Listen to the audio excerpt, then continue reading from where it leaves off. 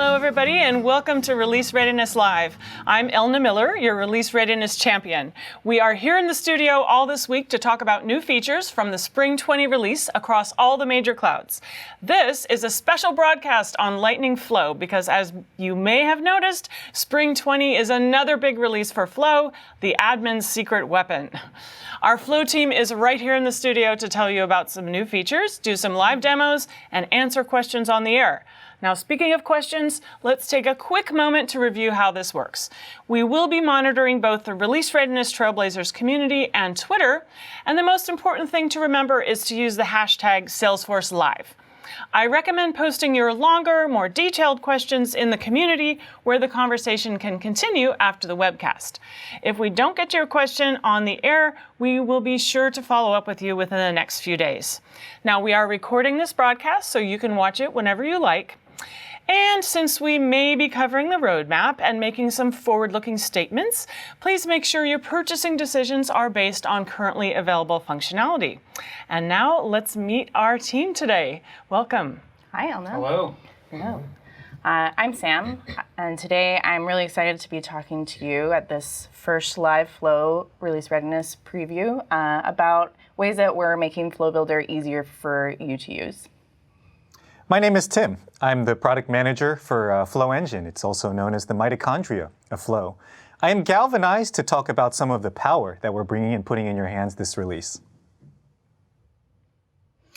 And I'm Alex. It's great to be here. I'll be talking about some of the things that we are enhancing in actions and in decisioning, and also share with you some of the exciting things that are coming out of the Flow community. Awesome. So, Sam, I hear you're going to talk about how to do Flow with fewer clicks. Oh, I am. So let's hear Very it. exciting. All right, let's get started. So, real quick, one of our big focuses over the past couple of releases has been ways to make it easier for you to build flows, and by doing so, reducing the number of clicks it takes for you to do things. So last release, we started by adding what we call automatic output variables to the get records and screen components elements. And we're extending that this release by applying it to the create records and actions elements. So you no longer have to figure out where to store the ID of the record that you create, for example. And we'll be continuing this later. You'll hear a bit more about our roadmap on simplification by doing this for loop and subflow, which is not part of Spring 20, but just a heads up. We did add automatic output handling to get records, but we didn't stop there. In Spring 20, we've made it so that you no longer have to identify the specific fields that you want to add to your get records element. And I'll show you a bit about how this works in a little while. And the final thing that we wanted to let you guys know about is it's much easier to reference cross-object values in Flow now. You no longer have to handcraft a reference if you want to go from your contact to its account to that account's owner and then get that owner's name. So on the topic of all this, these features we've been adding to do things automatically for you, I just wanted to talk about how easy it is to migrate your current elements over to using that new functionality. And part of this is just to let you know you can rest easy. We did not force your existing elements to start using these automatic features, but you can move your elements to do the same. For the get records element, to use what we're calling automatic field detection, if you're already using automatic outputs, which is this choose fields and let Salesforce do the rest option, you can just select automatically store all fields and you're good to go. You don't have to make any changes to your flow. For the remaining options where in the get records, if you are currently manually assigning your variables, if you move to automatically store all fields, you will need to make sure and update all references to those manual variables you created before to use the new reference. And the same thing applies if you decide to stop manually assigning variables in your create records and your actions. You'll want to make sure that you update all those references throughout your flow. Now, I'm going to take you into a demo to show you just how easy it is to move from automatic outputs only to start using automatic field detection in a get records. So here we have a flow which is allowing a new hire to confirm whether the information in the database is correct. Do you still want to go by Erickson, or do you perchance want to go by Eric when we provision you as a user? So if we take a look at that flow, our first stop is grabbing the applicant record with our favorite get records element, and then we use the values from that applicant record to basically seed the default values in the screen, as you can see here. The problem with this, because we are manually identifying which fields that we want to include in the get records, is if we wanted to include the hiring manager or the birth date to have Eric confirm his birth date here, we would have to go back into our get records element and in this list of fields here, manually add that field directly here. But if instead we were to allow the flow to automatically store all of the fields, we could just forget about it and never have to update this get records unless we wanted to adjust the filter criteria. So all I have to do is click automatically store all fields. And we see this alert here. This is not actually relevant to the change that we're making. This is making sure when you move from manually assigning variables to automatically assigning variables that you remember to update those references throughout your flow. But because we were already using automatic outputs, we can just click delete and not worry about it. So now we click done. So now if I add a new field to my screen and start referencing a new field from that applicant record, the flow will just handle it for me. Which leads me to the second thing I wanted to show you guys today. This is our confirmation screen. So when Eric confirms his information, we say, thanks for doing that. It's got a bit of personalization, so it'll include his name. But we would actually also like to reference the name of the hiring manager directly here so Eric knows who to expect to get emails from as he continues through the onboarding process. So now I can go directly to that applicant record from the get records element. Sometimes takes twice to grab it. And I want to grab the hiring manager's name.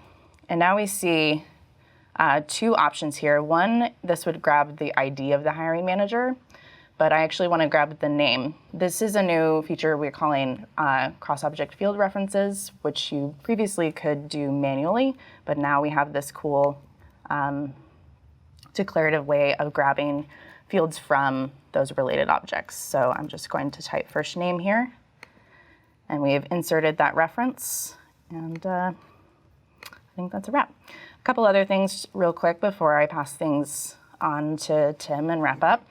There is also now a deactivate button in Flow Builder, so just like you don't have to leave to activate, you no longer have to leave to deactivate. And a quick note about the cross-object field references feature. This works really, really well with automatic field detection when you select automatically store all fields in that get records element. If you do choose to continue manually selecting your fields, you want to make sure that you have the lookup field that is the first relationship in that cross-object reference. So in this example, because I'm going from the contact through the created by lookup to that user's email, I need to make sure I include created by ID in the fields that I select. And that's a wrap. All right. That was really quick, but also really great. I love the automatic field detection. It makes it so much quicker and easier. So a quick question from Mary. Do you have to use the old functionality for get records if you need to specify available for input and output? Yes, you would have to do that. That would be the way that you are passing in an ID or something. I believe you do. Gotcha. Well, that normally takes place when you're creating a resource, right? Mm-hmm. Like a record variable. So if you're doing that, then if you want to make something available for input or output, then you are going to create the variables, right? Mm-hmm. And I also want to note most of the places that you want to use inputs, they do not support these record variable types, which is my contact and all of its fields. They usually only support text or number, unless you're doing something with code like Apex or LWC. Gotcha. And Rakesh, one of our Flow experts out there, when we select automatically store all fields, is there any way to check it null if get records doesn't return any record? I don't believe so, Alex. Not yet. It's on our list. All right, and then from Tim, does the Flow automatic field detection only pull in fields referenced later in the flow? He says he's hoping to use it in clone or deep clone, but unless I specified the field later, it wasn't pulling in all the field values. My gut is saying that it's the references that come later, but I'll have to double check and get back to, All right. to No my problem. community. Michelle just wanted to let us know that she loves all the improvements in Flow. Never been a greater time to be a Flownatic. So, Here. yes, agreed. And really loves the record automatic field detection. Woot. So thanks for that. So one more quick question. What happens to my existing elements with these new features? So you mentioned that you don't have to necessarily convert them all. So if you just leave them as they are, they just continue to work as normal? Yeah, so these new features are basically putting the old way into an advanced mode. So we will not touch the existing elements that you have, but any new elements you add or any new flows that you create will by default use the new features. And you can still choose to go into advanced mode if you're more comfortable with it or it works better for your use case. Okay, great. So we are going to move on to Tim, and he's going to talk about more power in Flow. Keep the questions coming. We'll try to circle back with you if we didn't get to your question in the first round. All right, Tim, over thanks. to So as a preview, today I'm going to be talking about running flows in system context, and then the new before save record change triggered flows. And so after those two, we will bulkify your questions, and I will answer them.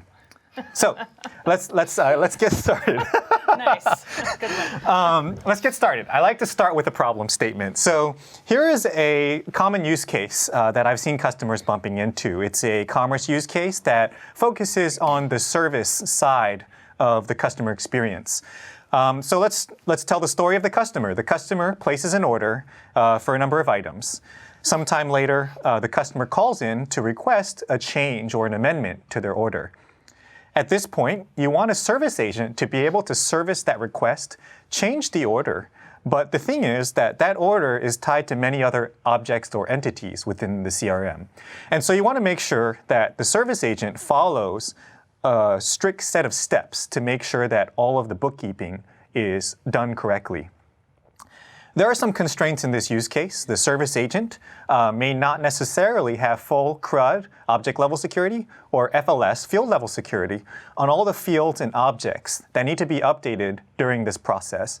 And this is intentional because it might not be desirable for the service agent to be able to directly edit those fields on those objects.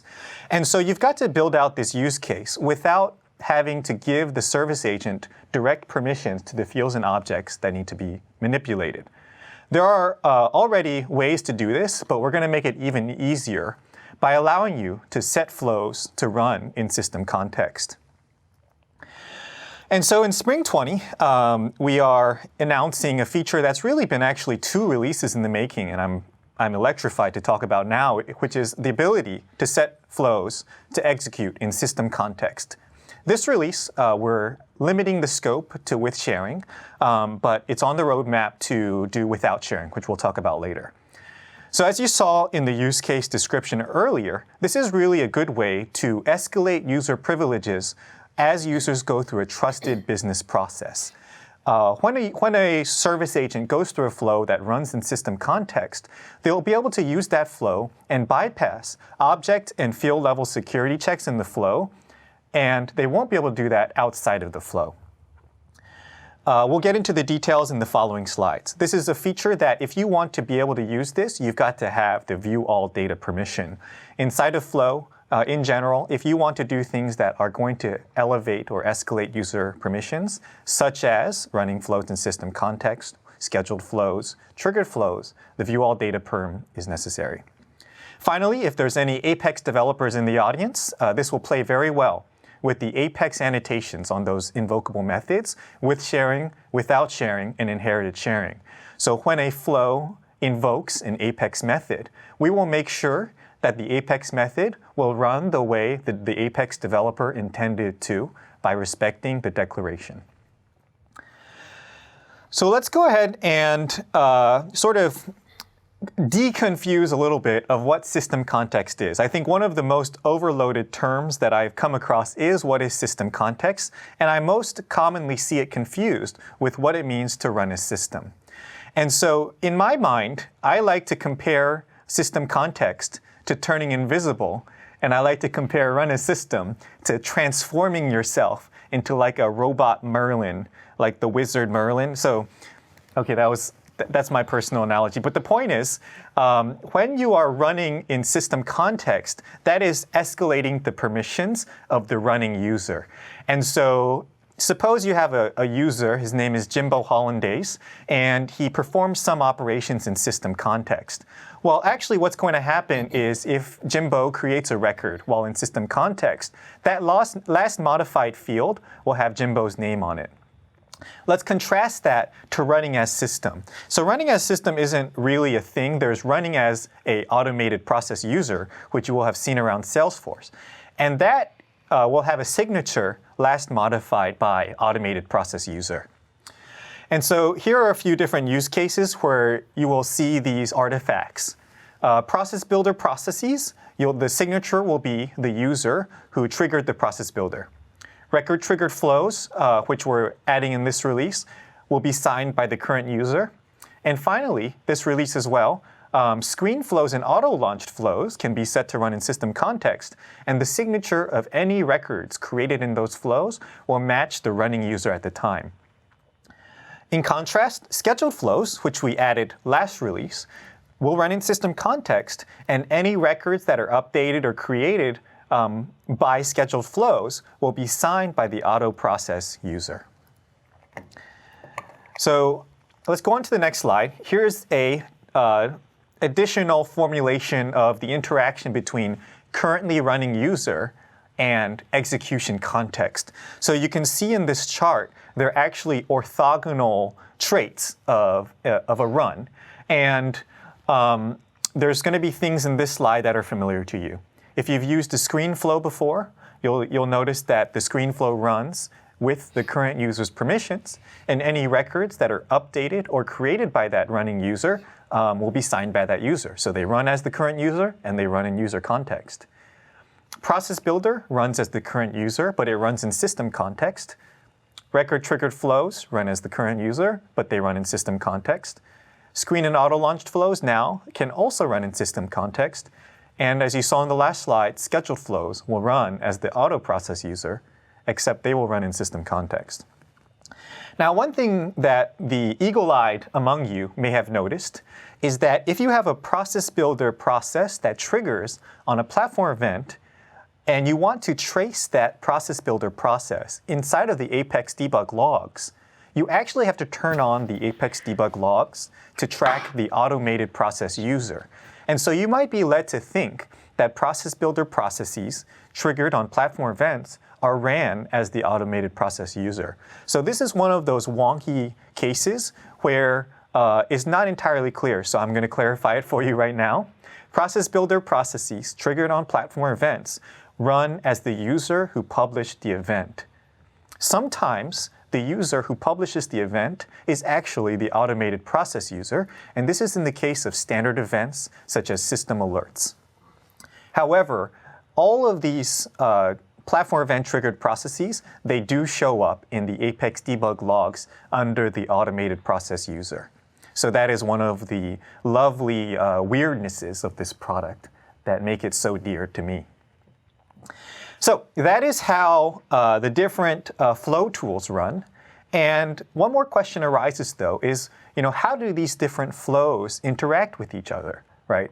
And so there is one more set of rules that I always think about when I build flows, and it has never failed me. So let's go ahead and kick it from the top. 3 rules. The rule of 3. 3 is a good number. Process builder processes, scheduled flows, and record triggered flows run in system context without sharing. And so these are essentially your behind the scenes flows that sort of happen automatically. And so that's sort of why we run them in system context without sharing. Tim, can you remind us what without sharing means here? Without sharing. Thanks for bringing that up. I must have forgotten to point that out. So there are two different flavors of system context. System context by itself, you should interpret it as when something runs in system context, basically the object level security or the CRUD permissions and the field level security, the FLS, are ignored. There's one more type of security check, though, a common type, which is sharing rules. And so the question is to share or not to share. And so system context with sharing means that we bypass object level security and field level security, but we do respect sharing rules. And so if a record is not shared with you, you can't access it if you're running in system context with sharing. Conversely, system context without sharing does not apply to sharing rules. And so even if a record is not shared with the running user, if they are running a flow in system context without sharing, they will still be able to see and modify it. Great question, Sam. Thanks for bringing it up. So yeah, so that is rule number one. All of your behind-the-scenes type automations will run in system context without sharing. Rule two, top-level screen flows run in user context by default. So this has always been the case. Until next Friday, all of your flows running in prod will follow this behavior. This release, however, we're allowing you to set top-level screen flows to run in system context with sharing by opting your flows into it. You have to select that. By top-level screen flow, I mean a screen flow that you're basically entering directly. I want to contrast that to non-top-level screen flows with rule 3. Lower-level screen and auto-launched flows inherit the context of their caller by default. And in this release, we're allowing you to override that default behavior and set those lower-level flows to always run in system context with sharing, if explicitly selected. And by lower-level screen flows, I want to give you an example. This is what we call the subflow design pattern. Let's say you have a screen flow, and you want to reuse that screen flow in many different experiences. You can actually turn that screen flow into a subflow. You don't actually have to change anything about it, but you can reference it in other screen flows. And so this screen flow is now being entered at a lower level from a top-level flow, and it will, by default, inherit the context of its caller, the top-level flow. So the same would be true of a flow that is being called from a record change process, right? That is correct. And so we'll go into some examples later, but this point 3 is actually the most important, I guess, rule of these three, because this will explain why you might notice some flows will run with different behaviors in different use cases. It can all be explained by rule 3 here. And so one sort of note that I mentioned earlier, and I want to make sure it's called out on this slide for completeness and consistency. Scheduled flows will run as the automated process user, and we also run them in system context without sharing. All right, so what reminds us of roller coasters? Pop quizzes. So let's go ahead and see, let's exercise our new learnings with some pop quizzes. We're going to go through some use cases and see if we can apply those 3 rules to these use cases to understand how flows will run when we do it. So let's start with something simple. This is something that you could do today. You can always do in the past. There's no new functionality involved in this use case. So we've got a flow admin. Their name is Renee. And they create an auto-launched flow, and they leave the execution context to run according to the default behavior. So this is all auto-launched flows in production. When a process builder process invokes Renee's flow, how will Renee's flow run? There's no one here, so I'm going to ask some of my panelists. Let's see. I'm going to guess system context. System context. That is great. You are correct. Yes. The process builder process, according to rule 1, they always run in system context without sharing. Now, the rule 3 says that auto-launch flows, by default, inherit the context of their caller, and so they will run in system context without sharing. Let's go to pop quiz question number 2. We have that very same flow, but this time it's being invoked by a screen flow running in user context. Anyone want to take a gander? User context. User context. Renee's flow will run in user context. Final answer? Final answer. Final answer. You are correct. So in this case, the very same flow that Renee built, because it is being called from a screen flow running in user context, it will actually inherit that user context and run in user context itself. So that is two common use cases that you see today. Now let's jazz things up a little bit, add some razzle-dazzle, and talk about new features. So we got a new flow admin called Lock. And Lock creates an auto-launched flow and uses our new functionality, sets its execution context to run in system context with sharing. So what happens when a process builder invokes Lock's flow? So I'll try that one. So because Lock has explicitly set that flow to run in system context, then it's going to run in that elevated context when it's called. System context with sharing. Correct. And so this is a case where Process Builder runs in system context without sharing, but Lock is able to lock the flow down to run in system context with sharing. Great answer, Alex. And let's do one more quiz question. Same flow, Lock creates an auto-launched flow, sets it to run in system context with sharing. And now a screen flow running in user context invokes Lock's flow. How will Lock's flow run? I'm going to repeat Alex's answer because we chose to explicitly run the auto-launch flow in system context, even though it would normally run in user context coming from that screen flow.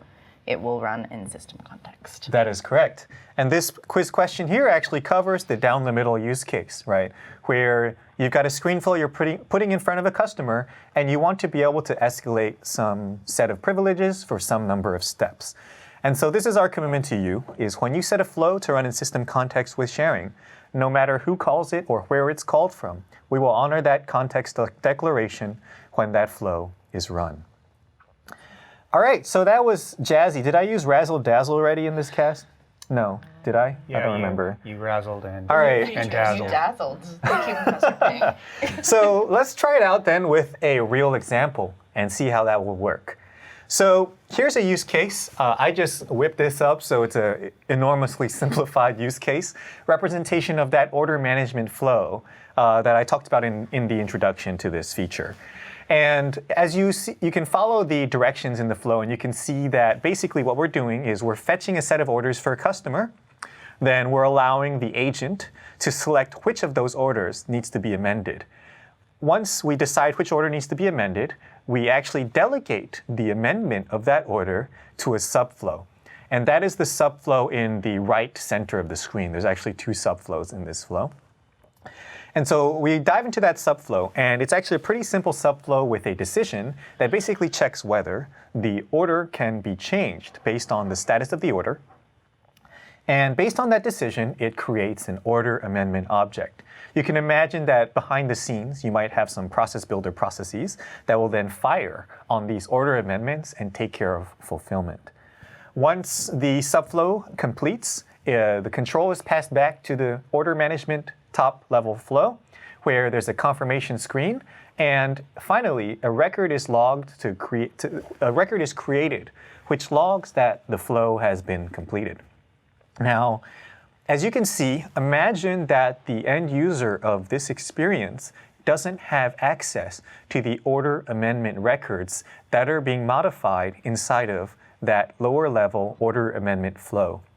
In this case, if you didn't use the new functionality, this would actually result in a runtime error when you ran through this flow. But by setting the subflow to run in system context with sharing, we can ignore the running user's FLS, field level security, and object level security CRUD while they're inside of that subflow. So how does this actually resolve during runtime? So I want to draw your focus to the data or the CRUD elements that are happening. As we follow this flow chronologically, there are two get records inside of the master flow.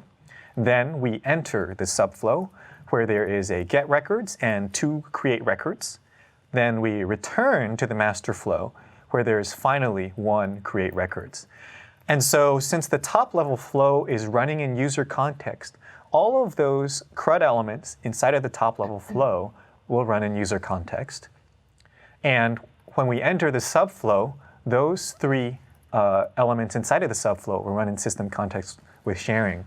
And so notably what you can see is once we get out of that subflow and we return to the master flow, we're back to running within the context of the top level or the master flow. So that create records runs in user context. So that is a real life example. And let's get into some tips and gotchas. So the top level tip that's very important is, this is why this was actually a 2-release effort, is first, we wanted to give you the ability to restrict who's allowed to actually run these flows that are in system context. And so I don't know about y'all, but I wouldn't want some rando who has the run flows perm to just be able to run my system context flow. And so last release, we gave you the ability to lock down execution access to your flow to a set of profiles and perm sets. And so we strongly encourage you to lock down any system context flows, and really all of your flows, to exactly who you want to run those flows at any time. Another good practice is to control escalation steps inside of subflows. And so I actually demonstrated that inside of this demo here, where I identified the steps of this flow that I wanted to escalate privileges inside of, and I partitioned them out to their own subflow. And I did this because I didn't want the service agent to be able to just get any records at all, in the master flow. And so keeping the minimum set of elements inside of a system context flow is a good way to maintain the security. And this is actually mapping well to an Apex best practice with how they deal with and without sharing. And finally, a big gotcha. So as I mentioned earlier, system context is really not equivalent to God mode, even though it sounds quite similar, I suppose. So at the top level, the intent of system context is to bypass object level security, field level security, and potentially sharing rules if you choose without sharing. It also acts as if many other user permissions are granted, but not all of them. And so at this time, actually, myself and the Apex PM are working on a way to figure out a scalable way to expose to you all exactly what that means in terms of what user permissions are granted or not granted. Another gotcha is that this behavior affects those data elements inside of Flow, but Lightning components, custom Lightning components, and custom Lightning Web components, they can have a client-side JavaScript controller in the component that will perform data operations through the Lightning Data Service. And so client-side operations like those will continue to run in user context, even if those components are being used inside of a system context flow. Next, there are some standard actions inside of Salesforce, such as those that go through the Connect API, which will override the context of their caller and always run in user context. In some cases, this is a deliberate decision by product, either due to managing some sort of behavior, making sure the behavior is expected. In other cases, it might be due to licensing reasons. Similarly, there are some objects that have additional special access rules beyond CRUD, object level security, and field level security. And finally, something that we've seen asked a lot is that running inside of system context will not circumvent validation rules, because you are still running as the user who is running the flow. And so, if you have validation rules that take exceptions based on the profile or based on the user, the running user, running in system context will not bypass those. And so that's system context in a nutshell. Let me switch tracks to talk about the next thing, which is triggering flows on record changes. I think Shannon actually jumped into this a bit at the admin release Readiness. And so rehashing a few points, these are quite fast. We ran a bunch of perf tests, and we found that this functionality is sometimes 10 times faster than the functionally equivalent workflow rule, and more than 10 times faster than the equivalent process builder. It's easier because you can now do it directly inside of Flow Builder. And finally, as we'll dive into later to understand the why, these types of flows don't actually perform DML, and so they won't cause recursive saves. So let's talk about one of these use cases, and this is sort of the down the middle use case that we actually found accounted for about 50% of the usage of triggered flows and process builders.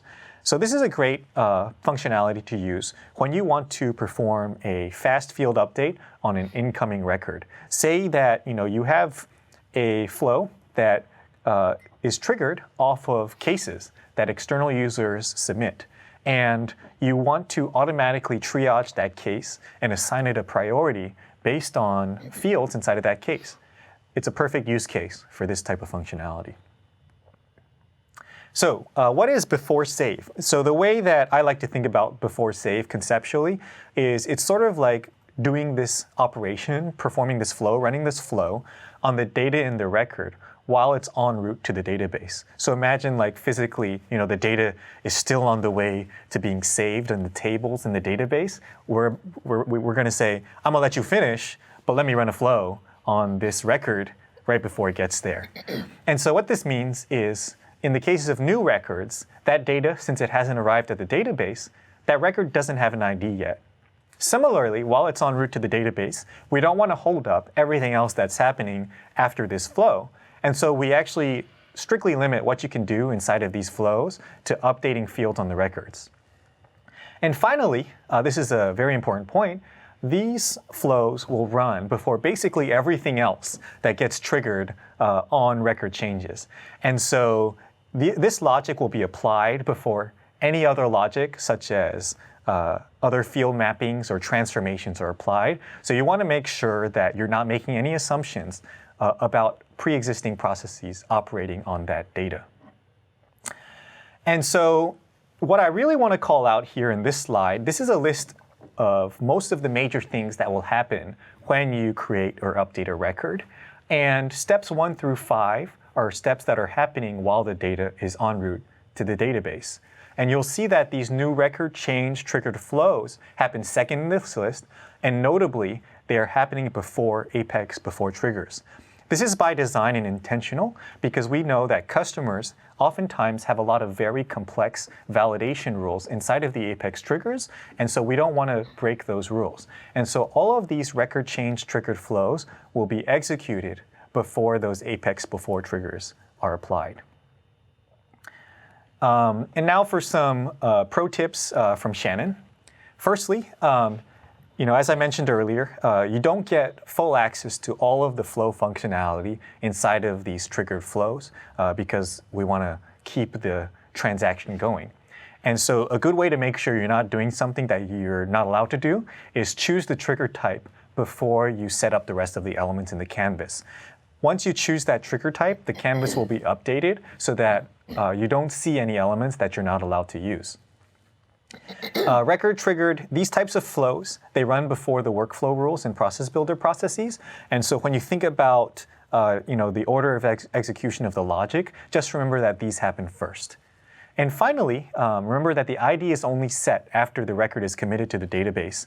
And so if you want to see if this is a change versus a new record, the way you can do that is inside of the flow, you can use this $record.id to detect if it's a new record. If that thing is null, then you've got a new record. If it's not null, then you're operating on a pre-existing record that's been changed.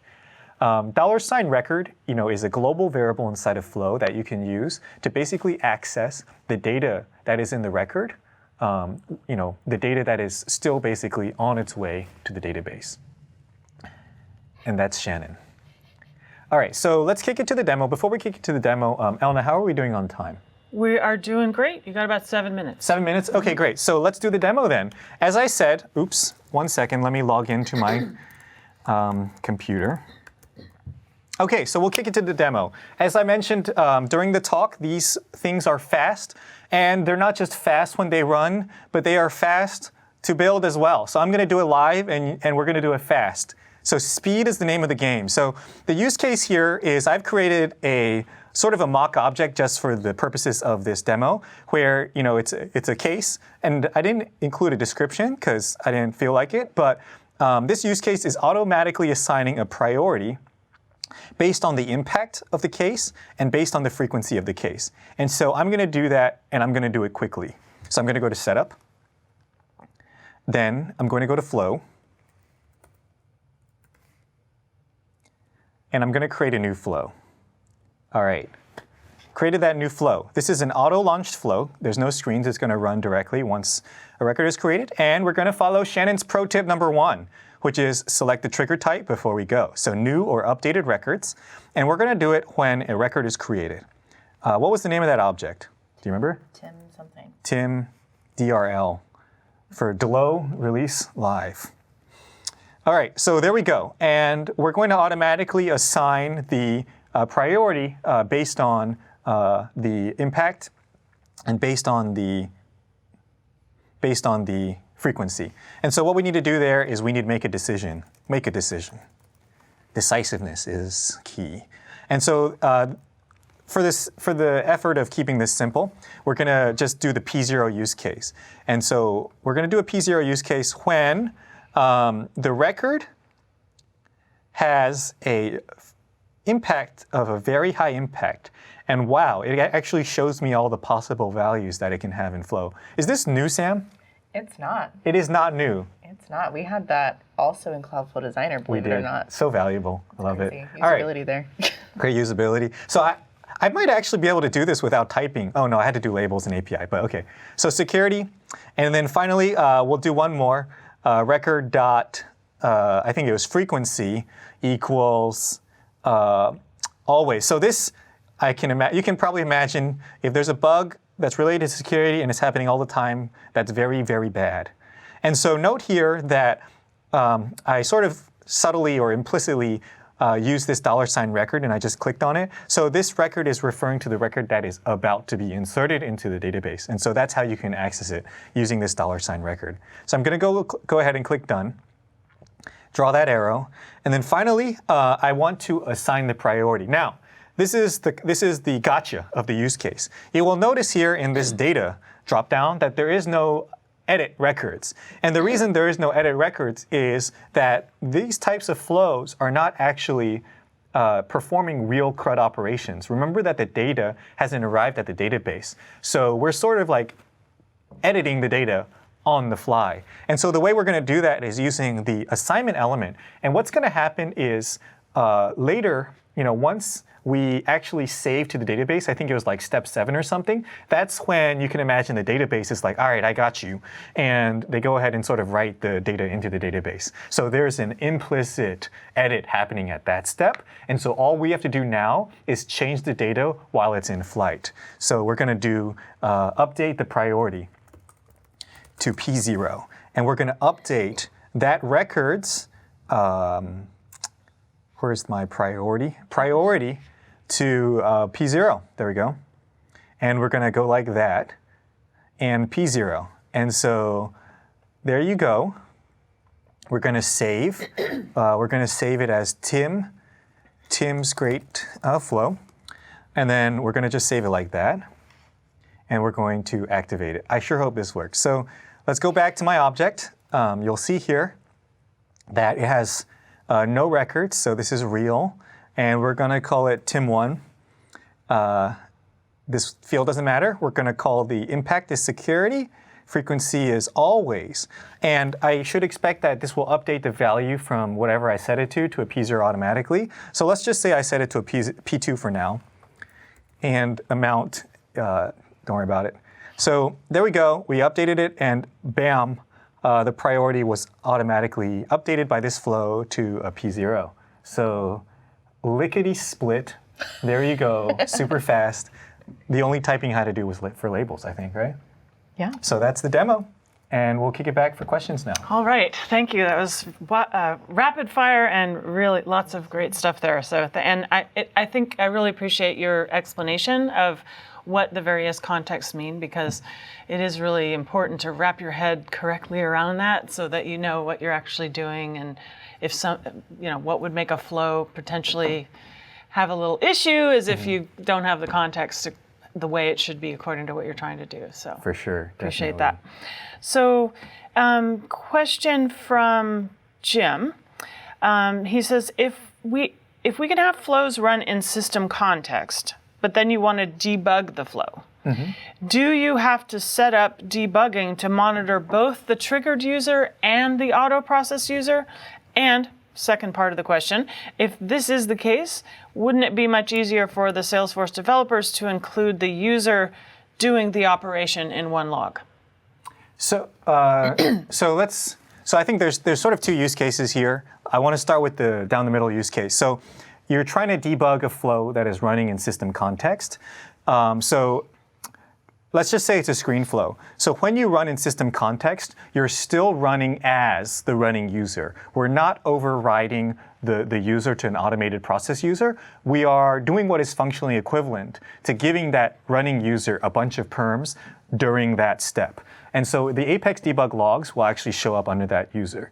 The only exception is the one that I mentioned earlier, which is when you have a process builder process that is firing on a platform event, the debug logs for that process builder process will show up under the automated process user debug logs. And to give you a little bit of indication why we did do that, part of it is also because there's a lot of other things happening within a transaction once you update a case. There's Apex triggers, Apex before save, after save, and those all happen inside of the automated process debug logs. And so we wanted to make sure that there is a single source of truth where you can follow the entire control flow of that process.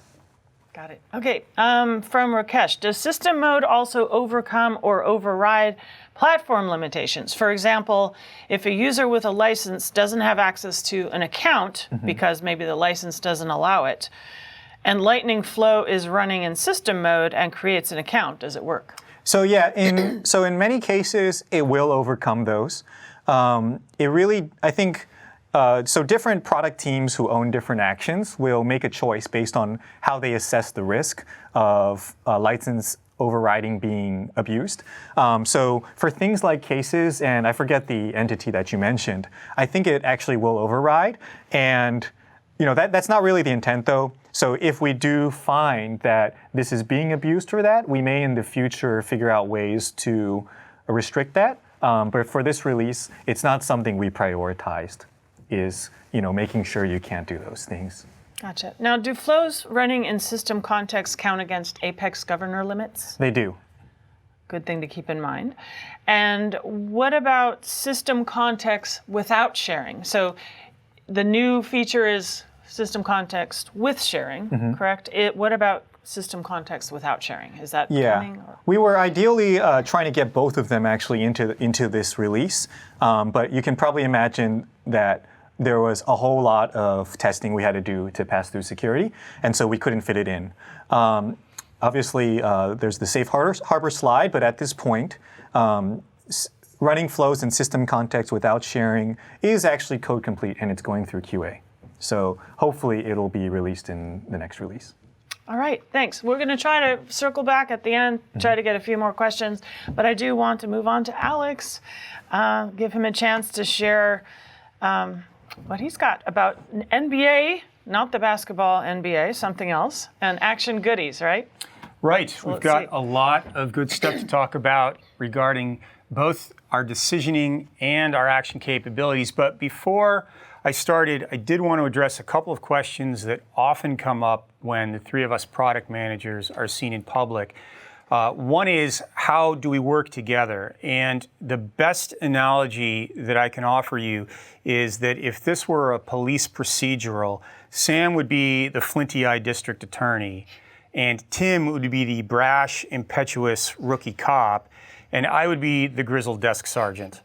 So, and then the second thing that we often get asked is, you heard Tim talk about himself being galvanized. You heard him then go on to become electrified. And so we often get asked, what does Salesforce do with all of Tim's energy? And I'm pleased to report that we are able to tap into Tim to power much of downtown San Francisco. And that's just part of Salesforce's commitment to sustainability.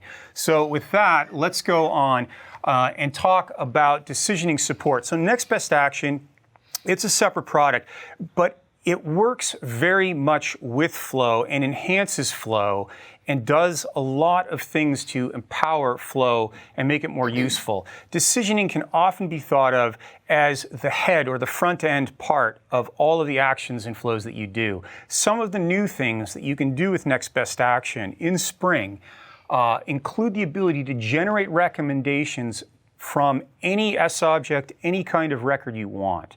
So you can now build applications like Good Morning Salesperson, where Next Best Action generates recommendations on which accounts or leads to work that day. When the agent clicks on one of those, it runs a flow, helping them take advantage of all of the power flow has to get something done. Another enhancement on the decisioning side comes in the area of analytics and reporting. So you now can create rich dashboards that show what kinds of reactions users had. So this is part of a investment that we are making in adaptive learning, and you'll hear more about that in just a second when I talk about the recommendation builder pilot. But first, another thing where flow and Next Best Action come together, you can now launch flows not just when the user accepts a recommendation, but also when they reject a recommendation, and then have the flow decision based on that to go down different paths. So that brings flow and NBA closer together. Now, that pilot I mentioned is very exciting because it really brings the Einstein, it brings the AI into the flow and decisioning environment. So what the recommendation builder pilot is all about is it's about generating recommendations using AI, then tracking what the user does, not just the immediate accept or rejection, which can take place in a flow or in the Next Best Action component, but also downstream information, like whether a product was eventually purchased or an offer eventually accepted by a final consumer. That information gets reported back via the reaction interface and then gets used by the Einstein AI model to get smarter. So what the pilot is doing is it's automating this adaptive learning loop, and it's taking the ability to build AI models and making that fully automatic. So your flows benefit from having these recommendations that steer the user, whether it's an internal employee or whether it's a customer, to the right flow, the right action. And that really leverages the power of what you can do with flow. So switching back now to the core of flow, I wanted to talk about some enhancements and innovations in Spring that are very powerful. And I'm going to first take a few use cases that you can do today. This is a common use case. I want to change the owner on a set of records. So how do you do that in Flow today? This is a common way you would do that. You would retrieve the collection of records that you wanted to change. You'd loop through it. You would make an assignment, and then you would do the update. And you know what? This works pretty well. In fact, loops are arguably one of the very core elements of Flow. But we have been wanting to simplify this. Sam mentioned simplification. We've been wanting to make this easier. So what I am able to do in Spring 20 is use an action. This action is called Map Collection. And it's part of a new set of actions that are becoming available starting in Spring 20 that we call collection processors. That loop is gone. None of those steps that you had to do are necessary. No more assignments, no loops, no loop variables, because you're able to take an action that can work on any collection of SObjects. In this particular case, I'm taking that action and I'm dragging it into the flow and I'm assigning it to work with accounts. But I might come in tomorrow and work with contacts and be able to use that same action. So I don't have to write any code. I get this one action and it just keeps working. Here's another example of the upcoming collection processors. So suppose that you want to get the first record out of a collection. Sometimes you just end up with a collection that contains one record, and you want to get that record. And that isn't the easiest thing in the world. You can do it with this arrangement that I'm showing here, and it requires a few sort of programming concepts, and you can get where you need to go, but we wanted to make that easier. So what if you could simply drag into your flow an action that was simply called get first record? And once again, you can use that with any custom object. You can use that with a collection of accounts, of contacts, anything you want. So this action simplifies life. And by reducing the number of loops you have to create, we're making it easier to work within the limits of the Salesforce environment, because you can process more quickly and not hit those limits. The two actions that I just introduced are made possible by a Spring 20 feature which goes by the name of support in actions for generic SObjects. Now, you don't really have to know what that means. If you do want to build these actions, then what I'd encourage you to do is to go and look at the Developer Release Readiness Live video that was shot a few days ago, where one of our developer evangelists walks you through the process of creating these. But the good news is you don't actually have to create these in order to take advantage of them, because since these actions now work with any collection, someone only has to build one of them one time and publish it, and then you can simply install it and use it in your org with all of your different kinds of data. So in this example up here, you can see a bunch of these different actions, a bunch of these collection processors chained together. Now, where are these coming from? I mentioned how it only takes one person to build these, and I wanted to highlight some of the early members, some of the early adopters in the Flow HANA community that are already publishing these collection processors for use. We have David Entremont took this technology, and even though technically this isn't available in production yet because we haven't shipped Spring 20 for another 2 weeks or so, David produced an action that for the first time allows you to carry out asynchronous saves, which have higher limit authorization, and so you can save more records. And that can be done, that one action can be used with any data you have. Narendra Singh, Force Panda, has published several blog posts on collection processors. He's doing some very innovative exploration of how you can create your own SOQL queries, pass them in dynamically, and have them operate with high performance. And Jessie Rimp, speaking of performance, did some research and determined that she was able to create a single flow that updated 10,000 records by using one of these map collection processors. Where do these processors come from? Well, you're going to be able, some of them were eventually are going to be able to deliver out of the box right as official Salesforce components. If you want to get an earlier start, though, there are going to be places where you can install them. One of the first places is this package, which is available at the unofficial SF site. The collection processor package gives you 12 different collection processors that you can do, in addition to all of the ones that I've just demonstrated, like the ability to map a value across a whole range of collections, and the ability to, in addition to the one where you can get the first thing out of a collection, we've got counting, we've got sorting, we've got filtering, and many more. And this really is just the beginning of the development of a huge library of these tools. So that's pretty exciting. Let me talk about another innovation that is being done in the area of actions.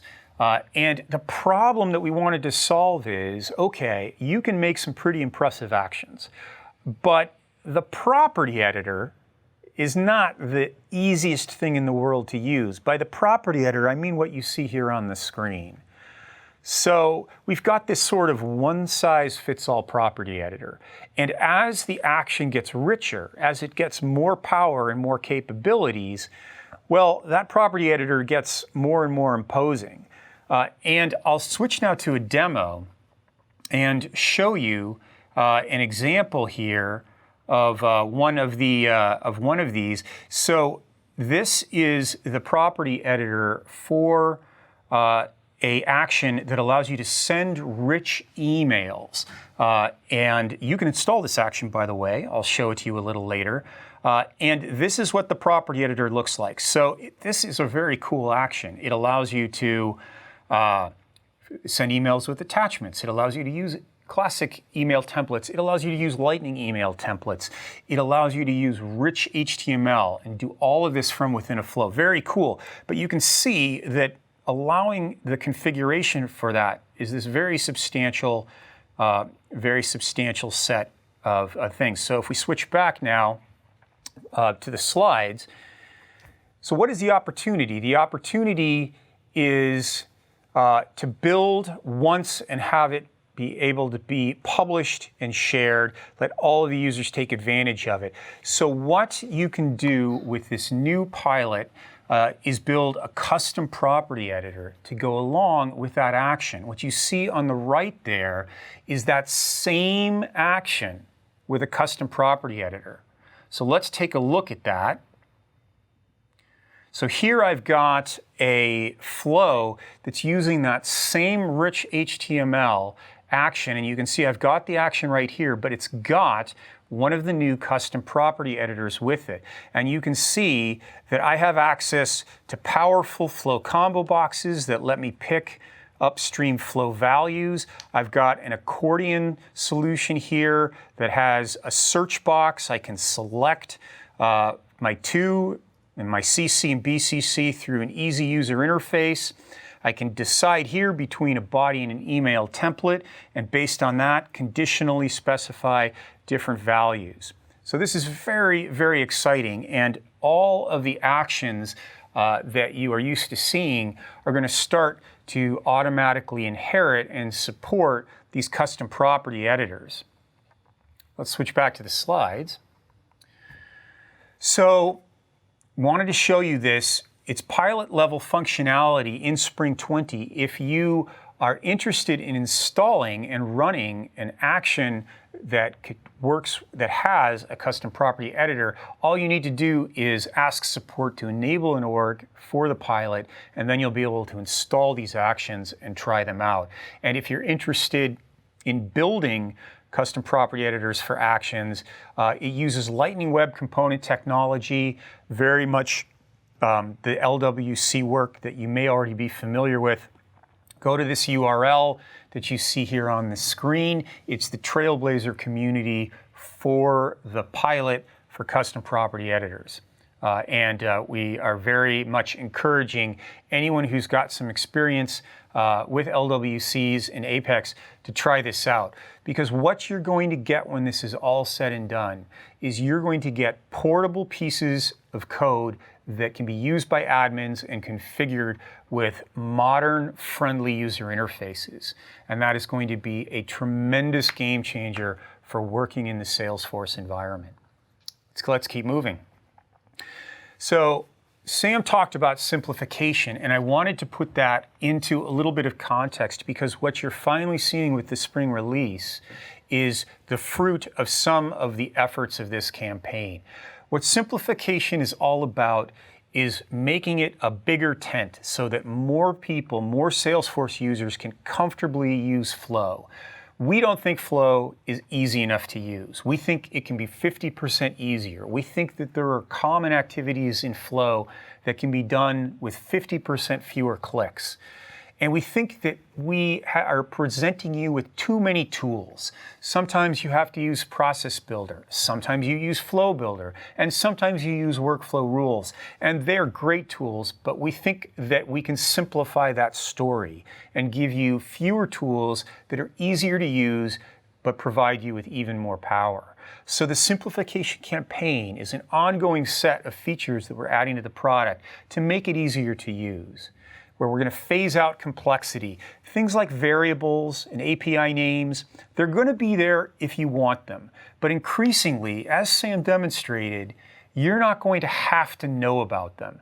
And as we encourage people who are used to things like Process Builder and Workflow Rules to try doing their things in Flow Builder, we're going to be making the effort to make it so easy an environment that they can do that and say, hey, this is easier than what I was doing, and I never had to learn about any technical concepts.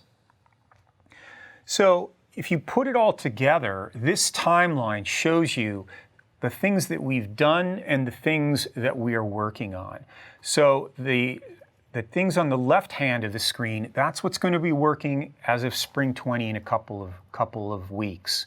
So you've got there the automatic field detection. You've got the trigger on record change that Tim was talking about. That's just the beginning. That delivers 10 times the speed, but we're also working on being able to do all of your triggering from within Flow Builder so you can get everything you need within a single flow.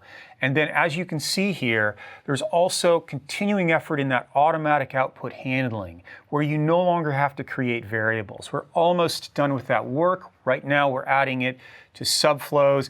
In Spring 20, you can now use automatic output handling for all of your actions, and you can use it for the records that are created with Create Record as well. And beyond that, well, as you know, there are other parts of the product that can definitely be made easier to use. Choices are one area that we are looking at now because we want to make it easier to create pick lists, create radio button groups, and make them things that you can do with a wider range of inputs. So some of the flow ideas that we were able to deliver on in this release, you can see several thousand points of features here. I won't go over them in detail, but we'll be making this presentation available for download you can see where I come from, for review. And in summary, we weren't able to talk about every single feature that we added to Spring 20, but here is a list that's a little more comprehensive. Now, as far as where you can learn, we wanted to make sure we talked about some of the resources. There are some great trailheads that introduce you to Flow. If you're new to Flow, we want to welcome you in. It's getting easier. It's going to get easier. And the power that it gives you to accomplish your daily tasks in Salesforce is tremendous. Salesforce Admin Getting Started tutorials, a great way to start from scratch. And there are great solutions and templates on App Exchange. Now, I wanted to finally spend just a few minutes highlighting a few more of the impressive things that are coming out of the community. We have some new contributors who are adding code and components and extensions. Tamar Ehrlich took the get record type info by object action. Now that's a new action that allows you to get record types for accounts or contacts or whatever you want. Very useful for feeding into things like pick lists and radio buttons. She took that, she added some code, she created a pull request. We're gradually growing the people in the Flowhana who do that, and it's really impressive to see. It doesn't take much to go from being an advanced admin to making some of these modifications when you take advantage of all of the things that Trailhead has to offer. Matthew Nelson created an action that will take a record ID and give you back the object name. So you can do that in Apex. You can do that if you're writing JavaScript, but now you just have an action that you can install and do it as well. Chris van der Merwe has started a new blog. We love seeing new blogs. We love pointing people to new blogs. He's already posted several posts about enhancing existing actions and components to take advantage of it. And he definitely gets an award for cool logo. Yeah, that was the best logo I've ever seen. That's a pretty good logo, isn't it? So we're definitely, if you are posting about Flow, definitely post about it on the automation community or leave a comment at Unofficial SF so that we can post about it at places like Unofficial SF, drive traffic to what you're doing. Ongoing contributions, these are some names that you're probably familiar with because they've been adding value to Flow for a long time. David, Jennifer, and Rakesh with Automation Hour continue to pound useful podcast after useful podcast, and I believe we've got one coming up in just a few days with Friday with Jason and Shannon, right? Mm-hmm. We're going to be showing some more facets of the Spring 20 release. Eric Smith has become the primary maintainer of the lookup component and the data table component, two of the most popular of the community components. Tremendous power there. He's adding a lot of value doing that. Gidi Abramovich is adding a lot of value. He's added some of the pages to the new Flow wiki, which you should check out. That's over on unofficialsf.com. A great place to find all of the topical information about a particular topic. Let's see, how are we doing on time? Just briefly, a few components that have recently become available that you can install and try in your org.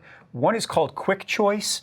It addresses a couple of things that you can't do with the choice support that's currently in our out-of-the-box Flow capabilities. It lets you create pick lists and radio button groups and even visual card-based pickers using pick list fields, and it lets you filter them by record type. It also lets you dynamically set the default value, something that we've gotten a lot of requests for, but just haven't quite been able to get that into our official changes. So let me give you a very quick demonstration of that. So here I've got a flow, and I have a radio button group here. Now this radio button group came, if we go and look at this, how am I specifying this? Well, all I had to do here was I've got this component here, and you can see that I have simply told it to go to the opportunity object and grab the pick list field that is called stage name. And I can make it show up as either a radio button group or a pick list or even a visual card display. And if I want to, I can also pass in a record type ID. So you can get that record type ID and you can pass it in, and that will cause the set of choices that you see here to be filtered. So that's kind of nice. And then we've got some other solutions here. Here is an example. I mentioned Eric Smith. He added this great visual picker capability. So one component will get you that. And we can switch back. So that's Quick Choice, an example of the kind of thing that you can install and an example of where the community is adding value. Record Detail, another component. A lot of people have seen this. More people, if I rate components that people publish on to the community as the number of times someone says, this is a game changer, Record Detail is in first place for a number of game changer callouts. What Record Detail lets you do here, you can see it up there. It's showing a form. It's showing it in two-column layout, and it's doing that by leveraging the existing layout that exists for the object and its fields. And what that means is you don't have to build it by hand in Flow. So let me give you an example here. I've got a demo here. So I'm going to pick an existing account, and now I'm going to click Next, and it just put every single field of that account under my flow. This is still a flow. You can see down here I've got the next and previous here. It's got everything here, and it's doing all of the right things. URLs are clickable, checkboxes look like checkboxes, dates have effective formatting, and that's all well and good, but you might say, well, I don't want to show every single field because I've got 800, and that didn't look very appealing. So let me click Next here. This is a version of it where you passed in as a comma-separated list the names of the fields you want. So all I had to do was say I want these 4 fields, and those 4 fields are the ones that are shown. You can bring it in. You can have it show up in edit mode.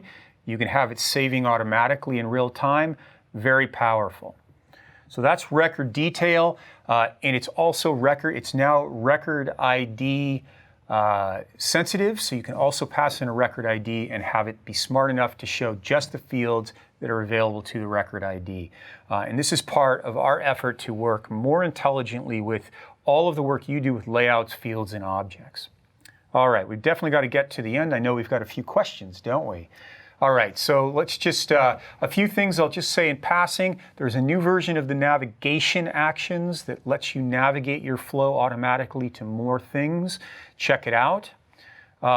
Keep your eye out for metadata manipulators. I mentioned a couple of these, like the get record type by object. These are useful little actions. They aren't generally used alone, but they let you grab little pieces of information that are very useful to feed into other parts of your flow. Like you might get layout fields and feed it to that quick choice pick list. I mentioned the send rich email. If you use Chatter, check out the send rich chatter action that's now available.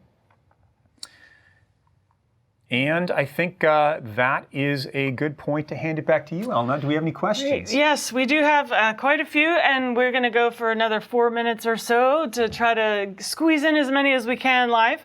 So first of all, I just want to say the custom property editors is a huge hit. Lots of people loving that, Dave and Brian in particular. And I love the community contributions, and thank you for reviewing that, because it really shows how generous and giving the experts are and how they really are willing to, share their expertise with a lot of the newer folks to really help them get up to speed and not have to reinvent the wheels that they've already done. So I really love that. And I did not know about that site, so I'm glad you brought it up. So the automation community in the Trailblazer community, and also the unofficial SF website. So, yeah. Great. So question from Jim.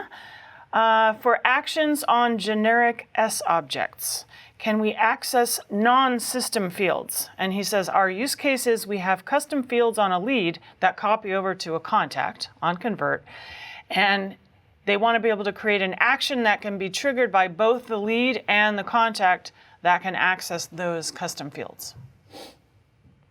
I can't think of any reason why you couldn't. The general rule with all of these actions is if you can do it in Apex or if you can do it in an LWC, then you can turn it into one of these declarative actions and then create a custom property editor for it. So take a look at the materials that are available. Besides our reference docs, there's also a lot of material on invocable actions at the unofficialsf.com site, and post there if you need any additional assistance. And is that site where these components are available for download? Or yes. How do you actually get them? There's kind of a hierarchy. We try to make all of these actions and components, the sort of highest and best thing is for them to be made in an official way by our development team here at Salesforce. So the most popular components and the most needed components get turned into these official out-of-the-box components. And for the ones that we haven't had time yet and resources to do, we try and make sure that from the unofficial SF site, you can find them and install them. So there are pages there where you should be able to get to everything that's available to install. And there's also an increasing amount of them up on App Exchange as well. Great. And you did mention quite a few resources. They're on the slides. So how are we going to share the slides with folks? Are we going to post it in the community maybe, and people can grab it from there? Yes, we'll put this deck, we'll make this deck available in the Trailblazer automation community. Okay. And probably the Release Readiness Live group as well. So don't worry if you didn't get any particular link. Gotcha. And you mentioned consolidating tools. So is Flow going to eventually replace Apex as well?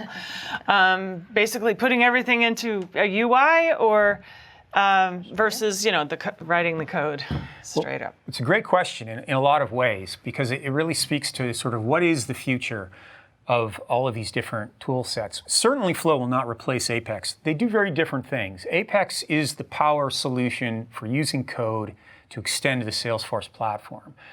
But what Flow is seeking to do is to make the work of the Apex coder more leveraged. When an Apex coder comes to us, we never say, we want you to stop writing code. We never say, we want you to change and start writing flows instead. What we do is we say, we want you to be able to write interesting code once, and then let everyone in your organization reuse it declaratively, we want you to be able to move on to the next interesting project and let all of the admins in your organization customize the component you created by passing in different values in their flows. So write once, reuse everywhere is the sort of synergy mantra that we're seeking as we try and build more tools to combine Apex and Flow together. Gotcha. All right, we have 10 seconds left, so I'm going to try to squeeze in just one more.